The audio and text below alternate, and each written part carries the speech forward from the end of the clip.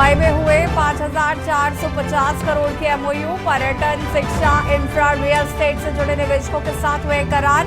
CM ने जताया सभी का आभार।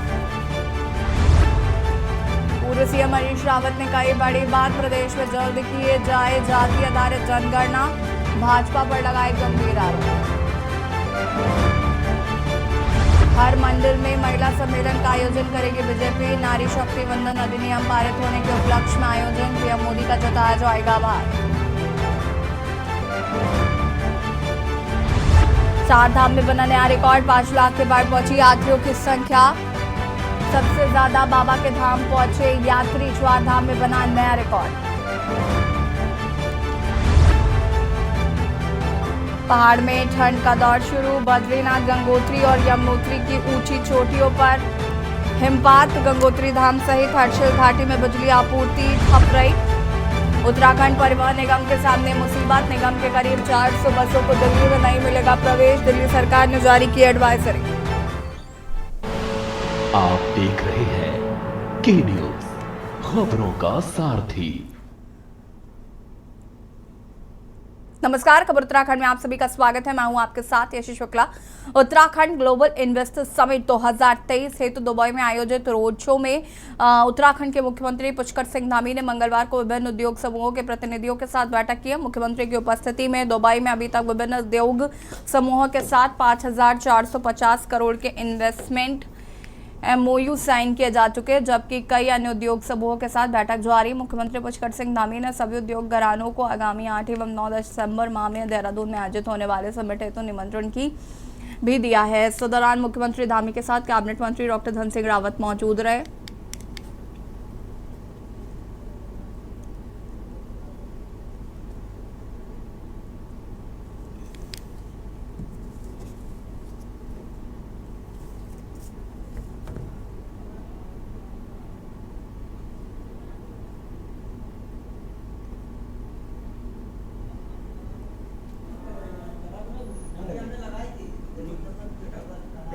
रामपुर से खबर है।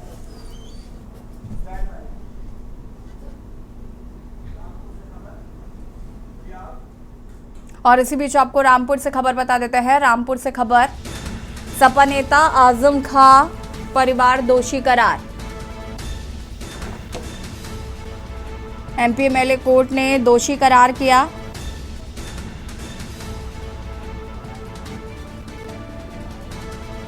दो जन्म प्रमाण पत्र के इस मामले में आजम खां का परिवार दोषी करार।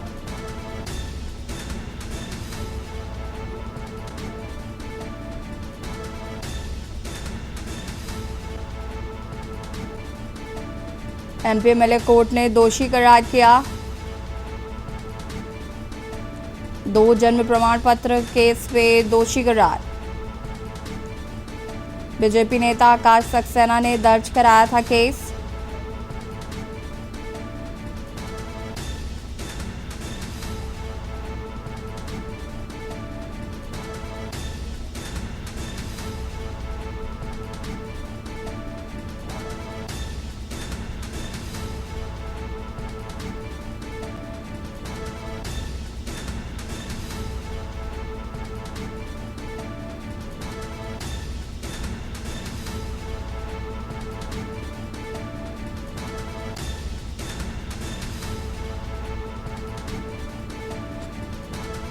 आजम खां परिवार दोषी करार।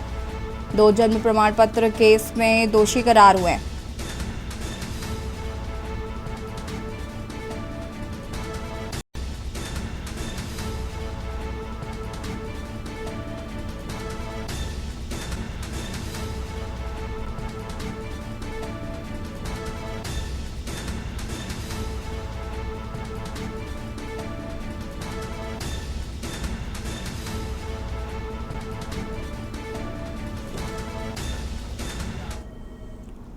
राजधानी में नकली दवाओं का मामला सामने आने के बाद औषधि विभाग ने अपनी विजिलेंस को सक्रिय कर आम लोगों के लिए टोल फ्री नंबर जारी किया है। ड्रग कंट्रोलर ताजवर जग्गी ने बताया कि टोल फ्री नंबर पर कोई भी व्यक्ति नकली दवाओं से जुड़ी शिकायत दर्ज कर सकता है। इसके साथ ही ड्रग कंट्रोलर ने आदेश जारी कर सभी औषधि एवं वरिष्ठ औषधि निरीक्षक और गढ़वाल कुमाऊं की लाइसेंसिंग अथॉरिटी को आवंटित क्षेत्र में दवाओं की गुणवत्ता की जांच करके रिपोर्ट देने को भी कहा है। उन्होंने ये भी जानकारी दी है कि कई बार आदेश के बावजूद कई अफसर इसकी रिपोर्ट नहीं दे रहे हैं।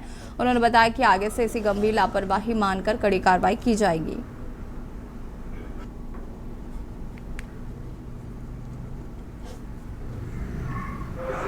ने एक टोल फ्री नंबर जारी किया हुआ है कि कोई भी शिकायत, किसी भी प्रकार की कोई शिकायत है, कोई सब स्टैंडर्ड दवा बन रही है या आपका क्या कहते, कोई बिल नहीं दे रहा किसी को, या कोई दवा जो है उसको लगता है कि ये सही नहीं है, तो उसके लिए हमने टोल फ्री नंबर जारी किया है कि 180018042446, जिस पर कि कोई भी आम नागरिक उसमें शिकायत दर्ज कर सकता है, उस पर तत्काल कार्रवाई की जाए। बुराई पर अच्छाई की जीत के प्रतीक विजयदशमी पर्व की देहरादून में तैयारियां जोरों शोरों से चल रही हैं। हरियाणा के अंबाला से आए कारीगर परेड ग्राउंड में रावण, कुंभकर्ण, मेघनाथ बनाने में जुटे हैं। इस बार रावण दहन में रिमोट तकनीकी का इस्तेमाल किया जाएगा। इस बार देहरादून के निवासी विजयदशमी में 131 फीट ऊंचे रावण का पुतला दहन करते हुए देखे जाएंगे और अवसर पर रामलीला कमेटी की ओर से भव्य शोभा यात्रा भी निकाली जाएगी।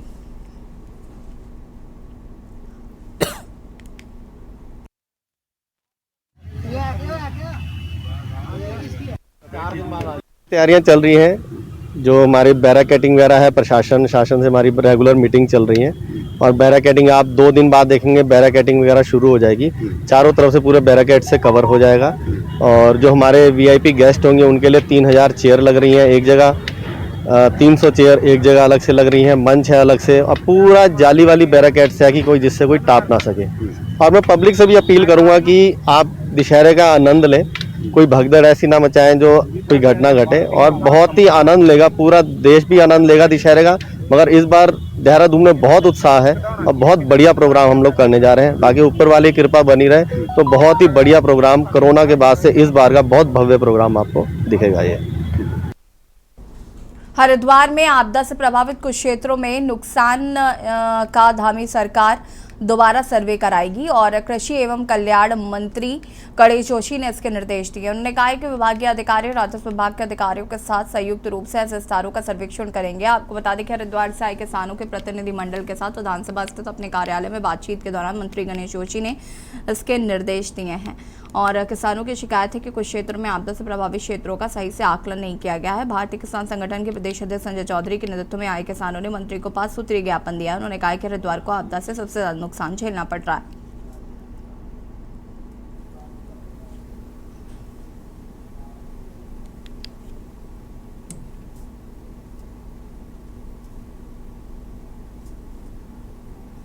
भारतीय किसान यूनियन टिकैत के प्रदेश अध्यक्ष संजय चौधरी के नेतृत्व में किसानों का प्रतिनिधि मुझसे मिला और उन्होंने एक 5 सूत्रीय मांग पत्र मुझे दिया।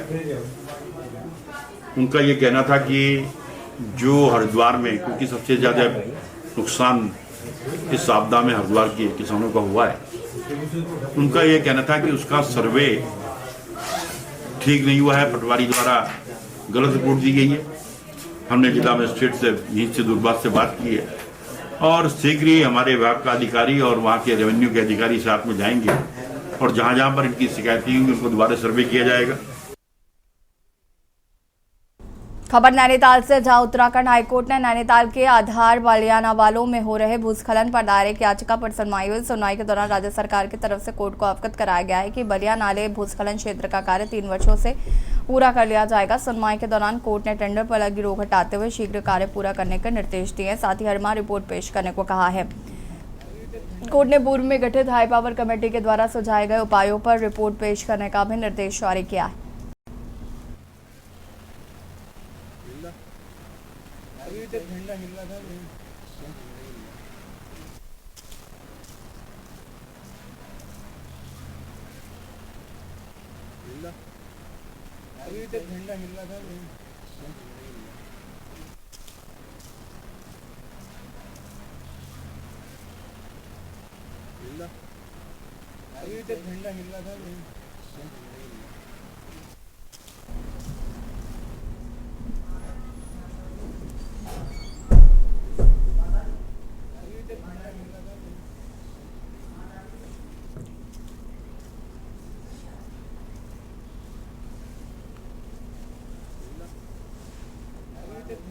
तो आज जब उस याचिका में कोर्ट ने पिछली डेट में माननीय महाधिवक्ता साहब को बुलाया था और महाधिवक्ता आज कोर्ट में प्रस्तुत हुए और उन्होंने कहा क्योंकि एक बिड जो है वो टेंडर वो इनवाइट किया था लेकिन वो कोर्ट के आदेश से अभी रुका था, उसको भी कोर्ट ने आज खोलने का आदेश दे दिया है और कार्य को यथाशीघ्र पूरा करने के लिए कहा है।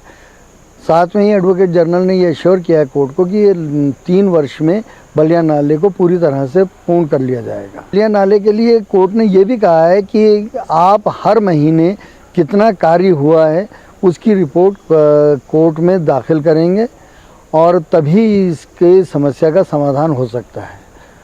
और जो हाई पावर कमेटी के द्वारा प्रोजेक्ट रिपोर्ट बनी थी उसमें शॉर्ट टर्म रेमेडियल मेजर और लॉन्ग टर्म रेमेडियल मेजर में आज तक आपने क्या काम किया है उसके लिए कोर्ट ने शासन को और सरकार को जवाब देने के लिए कहा है। खबर उधम सिंह नगर से है, जहां पर दिनेशपुर भारत गैस एजेंसी को पिछले कुछ दिनों से सप्लाई बंद है, जिसके चलते भारत पेट्रोलियम द्वारा अन्य एजेंसियों से गैस की सप्लाई दी जा रही है। इससे पूर्व दिनेशपुर गैस एजेंसी द्वारा उपभोक्ताओं को होम डिलीवरी कर गैस वितरित की जाती थी, अब ऐसा नहीं हो रहा है। उपभोक्ताओं को गैस सिलेंडर के लिए लंबी लाइन लगानी पड़ रही है। गैस की गाड़ी आने का कोई भी समय निश्चित नहीं है। उपभोक्ता को गुमराह किया जा रहा है और उपभोक्ताओं में काफ़ी आक्रोश है। सुबह से ही लाइन में खड़े एक ही गाड़ी आई जो गैस की पूर्ति नहीं हो पाई। उपभोक्ताओं का कहना है कि पहले सिस्टम सही था, गैस की होम डिलीवरी जल्द से पूर्ति नहीं हो पाई तो हम लोग आंदोलन करेंगे।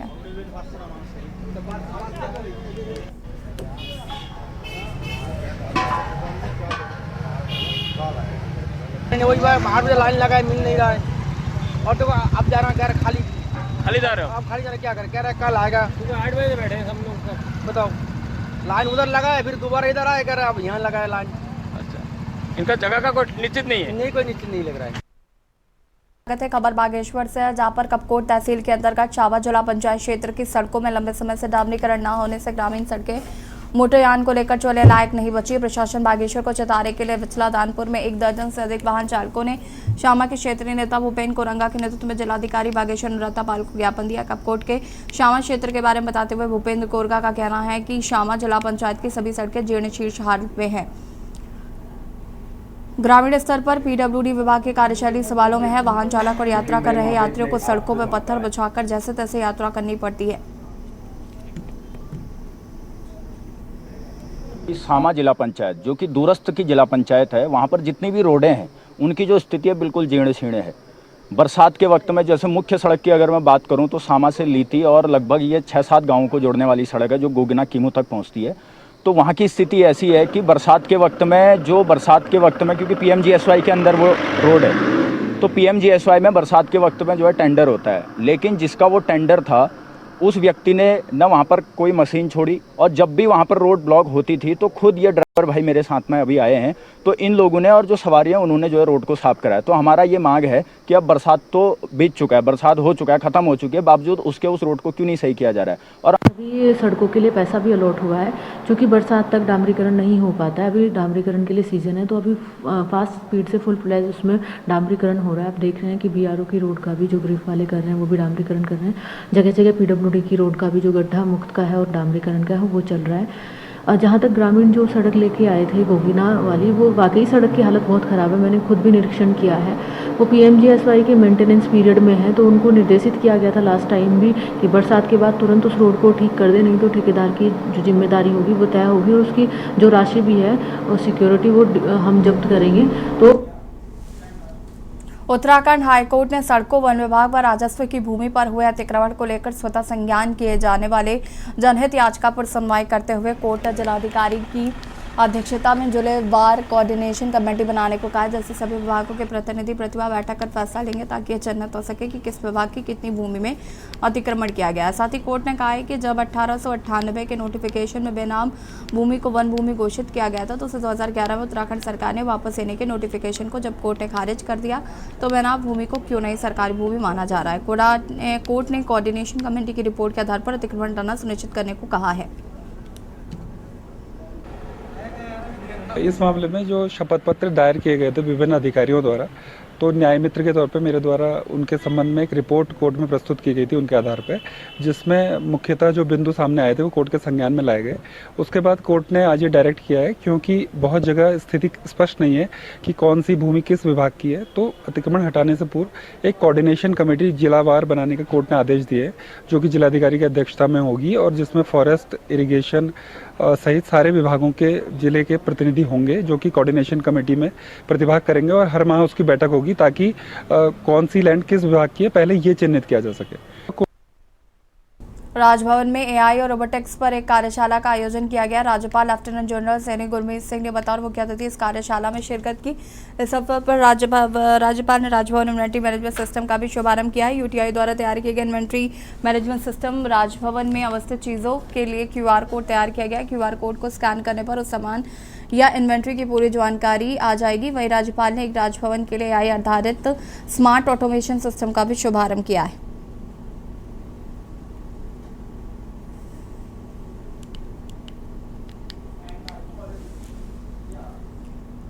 खबर पौड़ी से, जहां शहरी विकास मंत्रालय की ओर से आयोजित दीनदयाल अंत्योदय योजना के तहत स्वयं सहायता समूह के माध्यम से आजीविका मेले का आयोजन किया गया। मेले का उद्घाटन शहरी विकास मंत्री प्रेमचंद अग्रवाल ने फीता काटकर शुभारंभ किया।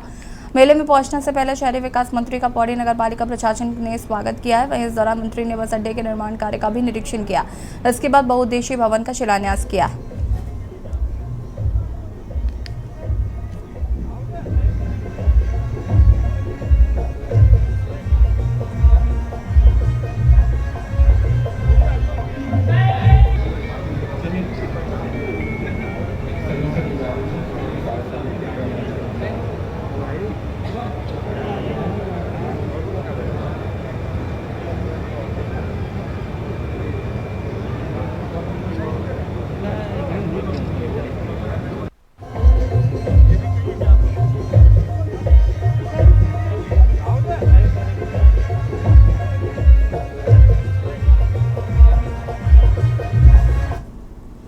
खबर से तारगंज से, जहां पर नानकपत्ता प्राइवेट धर्म कांटे पर किसान के धान तौल में धोखाधड़ी का मामला सामने आया। किसान के धान की ट्रॉली को कृषि मंडी और प्राइवेट कांटे तोलवाने के बाद वजन में 65 किलोग्राम का फर्क निकाला है, जो किसानों के साथ प्लानिंग कर धोखाधड़ी की तरफ से इशारा कर रहा है। एसडीएम ने मामले की रिपोर्ट उच्च अधिकारियों को भेज दी। इस दौरान उन्होंने नानकपत्ता मंडी के सचिव से मामले में वार्ता की। मंडी सचिव ने कहा कि मंडी के धर्म कांटे की पर्ची को हर राइस मिलर को मनाना आवश्यक है। एसडीएम ने बाट माप निरीक्षण के मामले में आवश्यक कार्रवाई के निर्देश दिए हैं।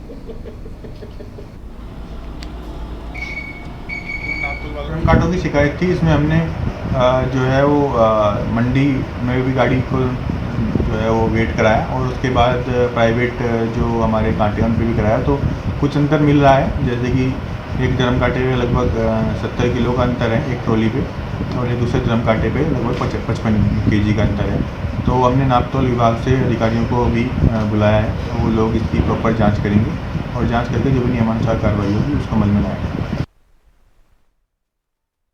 वरिष्ठ पुलिस अधीक्षक देहरादून अजय सिंह ने पुलिस कार्यालय देहरादून, जनपद देहरादून के समस्त राजपत्रित अधिकारियों एवं थाना प्रभारियों के साथ मानसिक अपराध गोष्ठी की गई। गोष्ठी के दौरान एसएसपी ने अपराधों की समीक्षा के साथ साथ उपस्थित अधिकारियों को स्मार्ट पुलिसिंग के गुण सिखाते हुए अपराधों के अनावरण में आधुनिक तकनीकों व सॉफ्टवेयर के अधिक से अधिक इस्तेमाल करने पर जोर दिया। इस दौरान एसएसपी ने पुलिस अधिकारियों को जरूरी दिशा निर्देश दिए।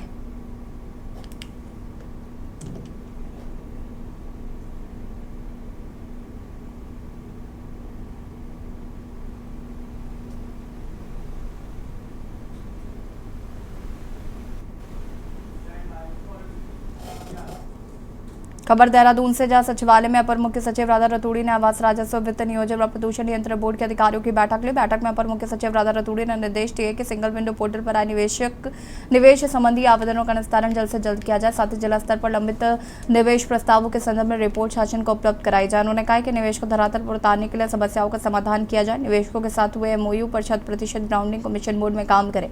उन्होंने सिंगल विंडो सिस्टम पर ईज ऑफ डूइंग बिजनेस की बैठक में आवास विभाग को निर्देश दिए हैं कि जिलों में निवेशकों को land use change, map approval व जमीन में संबंधित दिक्कतों की जानकारी तत्काल शासन को दी जाए।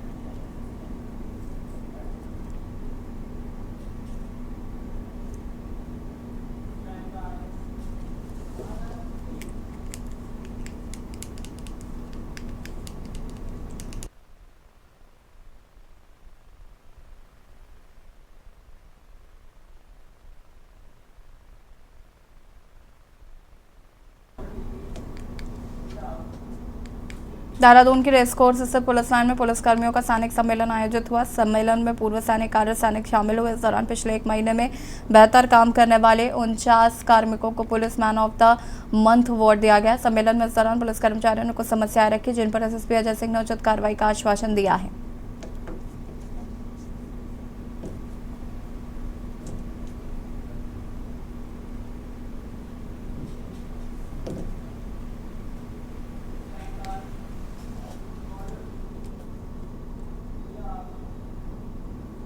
सुप्रीम कोर्ट ने समलैंगिक विवाह का अधिकार देने से इनकार कर दिया है, क्योंकि इस विवाह का कोई आरोग्य अधिकार नहीं है। सिवाय इसके इसे कानून के तहत मान्यता दी गई। नागरिक संघ को कानूनी दर्जा प्रदान करना केवल अधिनियमित कानून के माध्यम से हो सकता है। समलैंगिक संबंधों में ट्रांससेक्सुअल व्यक्तियों को शादी करने का अधिकार है। समलैंगिक विवाह पर सुप्रीम कोर्ट का कहना है कि लोगों को नागरिक संघ का कानूनी दर्जा प्रदान करना केवल अधिनियमित कानून के माध्यम से ही हो सकता है।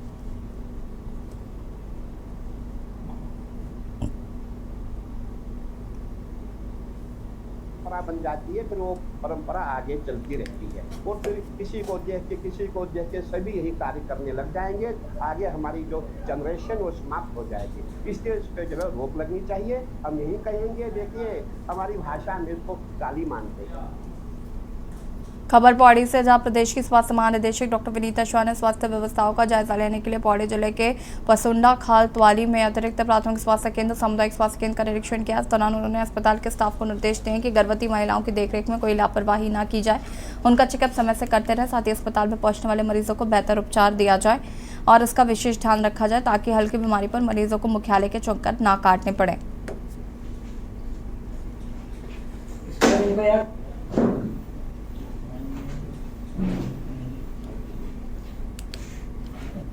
सबसे पहले मैंने कल उप जिला चिकित्सालय श्रीनगर का भ्रमण किया और वहाँ पे व्यवस्थाएं ठीक थी। काफ़ी स्पेशलिस्ट हमारे थे, कुछ स्पेशलिस्ट ये तो 2 भी डॉक्टर थे और हमारे स्किन और मनोरोग वाले चिकित्सक का पद खाली है, जिसको हम शीघ्र भरने की कोशिश करेंगे। कुछ व्यवस्थाओं में जनता द्वारा शिकायत की गई कि बाथरूम की व्यवस्था ठीक नहीं है और ओपीडी में थोड़ी सी भीड़ है, तो उसके लिए मैंने आज वहाँ के सीएमएस और लिपिक को बुला के उनको निर्देशित किया गया कि किस तरह व्यवस्था सुधारा जाए। और उनके चिकित्सा प्रबंधन समिति का भी मैंने सारा ब्यौरा लिया और उसको खर्च का ब्यौरा देख के वो निर्देशित किया। बड़े में इतना ही। देखते रहिए के न्यूज़ इंडिया। नमस्कार। आप देख रहे हैं के न्यूज़, खबरों का सारथी।